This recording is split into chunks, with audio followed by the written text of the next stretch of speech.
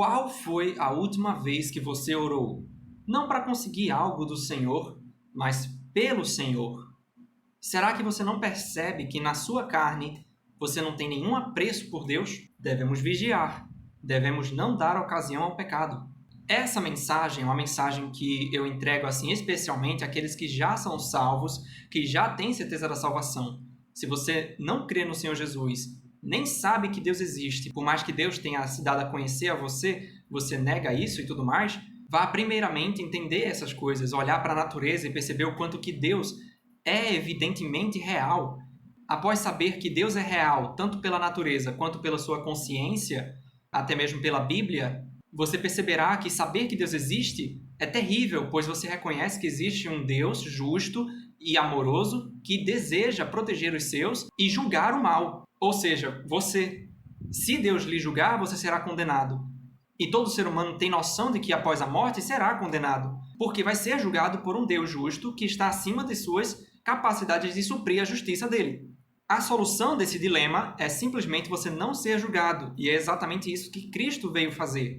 Morrer pelos pecados, você crendo nele, ele é o seu substituto na cruz, e a partir daí você não vai ser mais julgado, você não tem mais do que ser julgado, porque Cristo foi julgado no seu lugar, certo? Por isso que em João 5,24 diz: quem ouve minha palavra e crê naquele que me enviou tem a vida eterna, não entra em julgamento, mas passou da morte para a vida. Faz todo sentido que um ser humano naturalmente vai ser julgado depois da morte, e aquele que crê em Cristo não vai, simplesmente porque Cristo já foi julgado. Faz todo sentido, cabe certinho, se encaixa cada peça no seu lugar. Agora, para você que já tem isso, que já tem a certeza de que Cristo não vai lhe abandonar, porque Filipenses 1,6 diz que aquele que em vós começou a boa obra vai aperfeiçoar até o fim, e vários outros versículos que comprovam a nossa certeza da salvação, essa mensagem é para você, para que você tenha comunhão com o Senhor, que se pergunte essas coisas que estou fazendo aqui, certo? E se coloque diante do Senhor com essas perguntas aqui, ok? A primeira pergunta é: qual foi a última vez que você orou? Se pergunte isso e lembre-se dos versículos que nos estimulam a isso. Quais são os versículos? 1 Tessalonicenses 5,17. Orai sem cessar. Ali bem pertinho no versículo 25 diz: irmãos, orai por nós. Paulo falando isso. Então não tem ninguém melhor que não precise disso. Então orem, orem. Confessai as vossas culpas uns aos outros e orai uns pelos outros, para que sareis. A oração do justo pode muito em seus efeitos. Então, é uma oração em submissão ao Senhor, né? Mas que tem muitos efeitos, claro, né? O Senhor ouve essas orações e ele age de acordo com a soberania dele, mas sempre ouvindo-nos. Para você conseguir administrar a ideia de orar sem cessar, você vai ter que realmente ter comunhão com o Senhor para aprender como orar.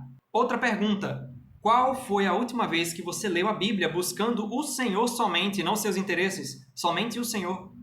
Um versículo que deixa muito evidente a importância das Escrituras é o próprio Senhor Jesus que diz: disse-lhes, errais não conhecendo as Escrituras, nem o poder de Deus. Em outra passagem, o próprio Senhor Jesus, ressuscitado, mas ainda não glorificado, apareceu a dois que estavam saindo do local que ele tinha dito para estarem, né?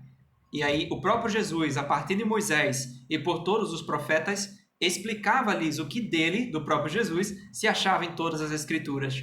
E eu acho maravilhoso que nós podemos fazer isso hoje em dia. Pega a Bíblia, ora, e através de toda ela podemos encontrar o Senhor Jesus. E ele vem falando isso conosco. Isso é maravilhoso. Lucas 24:32. E disseram um ao outro: porventura não ardia em nossos corações quando pelo caminho nos falava e quando nos abria as Escrituras? Então, a Escritura é uma peça fundamental da sua salvação e da comunhão com o Senhor. Então, sem ela, você vai ficar completamente sem norte. Outra pergunta: qual foi a última vez que você falou das boas notícias do Evangelho para alguém? É até redundante, né? Porque Evangelho significa boas notícias, mas aparentemente hoje em dia precisa se enfatizar que Evangelho significa boa notícia, mas é isso aí. E indo pregai dizendo: é chegado o reino dos céus. O que vos digo em trevas, dizei-o em luz, e o que escutais ao ouvido, pregai-o sobre os telhados. E outro versículo muito famoso é: e disse-lhes, ide por todo o mundo e pregai o evangelho a toda criatura. Isso foi entregue a todos nós, certo? Não quer dizer que todo mundo tem que ser um evangelista, mas em diversas oportunidades nós somos dadas a oportunidade, né, para que preguemos, falemos. É simplesmente falar do Senhor. Não quer dizer que você seja capaz de falar do Evangelho, não. Simplesmente falar do Senhor quando tiver oportunidade, certo? Qual foi a última vez que você percebeu o Senhor agindo? Sabe aquele feeling, aquele sentido que a gente tem de perceber o Senhor agindo? Ele age em todas as coisas, mas você percebe quando ele falou com você através daquilo. Qual foi a última vez que você percebeu a ação de misericórdia de Deus através de uma simples oração? Qual foi a última vez que você ao menos se importou com o que o Senhor pensa?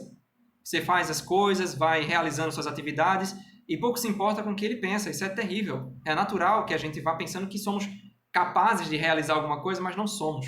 Para as coisas mais simples e para as coisas mais complexas, tudo o Senhor é o que está por trás, fazendo tudo coerentemente andar para a glória dele. Antes, exortai-vos uns aos outros todos os dias, durante o tempo que se chama hoje, para que nenhum de vós se endureça pelo engano do pecado. Isso é muito fácil de acontecer. A gente vai vivendo, vai tendo as experiências, mesmo que a gente já tenha sido salvo, começa a se esquecer do primeiro amor, daquele que nos salvou, que nos deu tudo o que a gente tem. E perde até a perspectiva de que não estaremos aqui para sempre.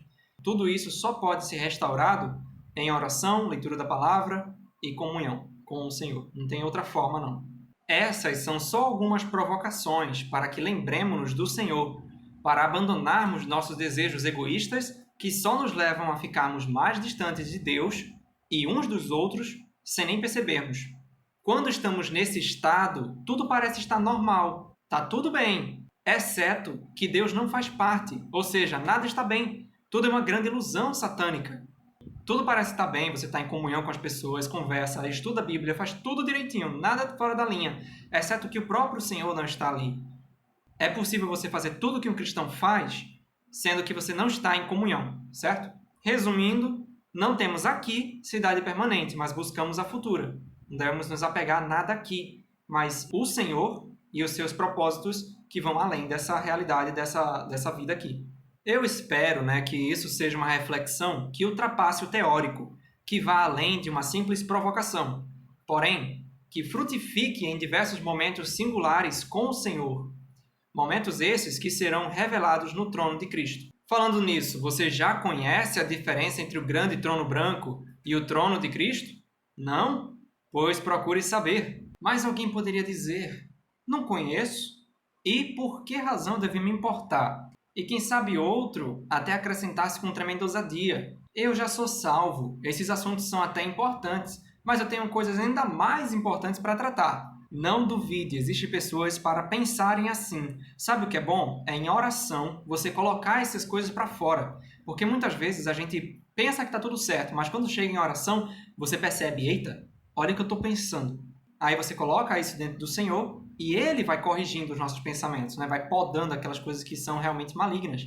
E a gente vai levando essas coisas como se fosse tranquilo, As raposinhas que o pessoal fala, que são pequenas, são fofas, são tudo mais, mas que você perceber, olhar direitinho, elas só causam destruição e morte. Não permite isso acontecer. Porque essa ideia de que, não é importante, eu tenho coisas mais importantes para tratar, deixa para depois, é uma grande uma ilusão satânica.